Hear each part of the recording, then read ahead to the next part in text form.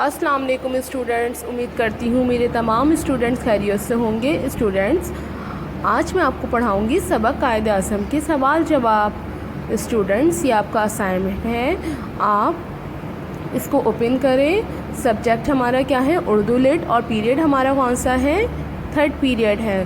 और मैं आज क्या पढ़ाऊँगी आपको? सवाल नंबर 1 और सवाल नंबर 2। कायदे आज़म का नाम क्या था और आप कहाँ पैदा हुए? नंबर 2 है, कायदे आज़म ने कराची के किस इदारे में तालीम हासिल की? स्टूडेंट्स, ये आपका असाइनमेंट है, अब मैं आपको सॉल्व करवाती हूँ। आइए स्टूडेंट्स, हम अपने असाइनमेंट की तरफ चलते हैं। आपको मैंने सबक पढ़ाया था, तो अब बताएं कायदे आज़म का असल नाम क्या था? स्टूडेंट्स, जल्दी से।